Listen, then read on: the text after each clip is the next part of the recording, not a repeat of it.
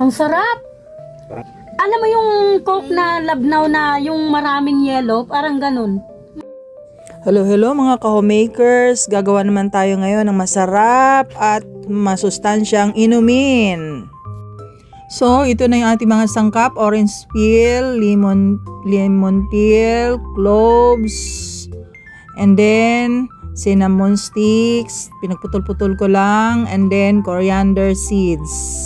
Lahat yan, masustansya yan.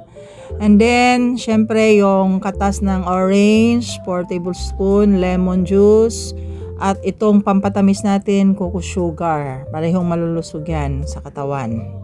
Ayan, so, napakadali lang po gawin ito. So, sa kawali, ilagay lang natin ang ating cocoa sugar.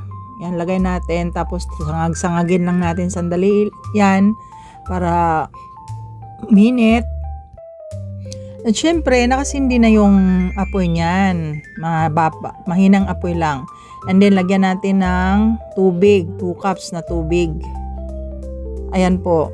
Halu-haluin hanggang sa matunaw ang ating sugar, cocoa sugar. So, ganyan lang ang gagawin. Papakuluin lang yan. Mga ka-homemaker, sangag-sangag lang. Ayan po. Sangag-sangagin lang, halu-haluin hanggang sa kumulo yan.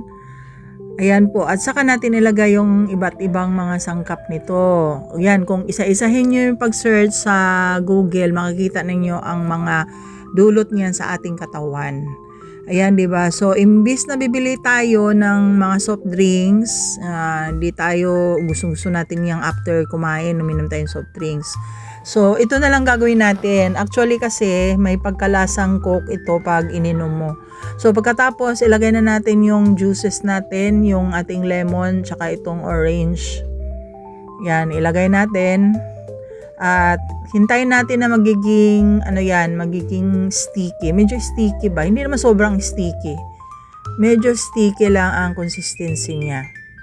And then, ayan, haunin na natin. At pagkatapos ay ilagay sa isang lagayan.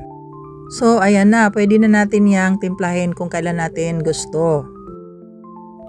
Sa pagtitimpla naman ito, mga ka-homemakers, maglalagay lang tayo ng 2 o 3 kutsara sa ating mga baso na may yelo.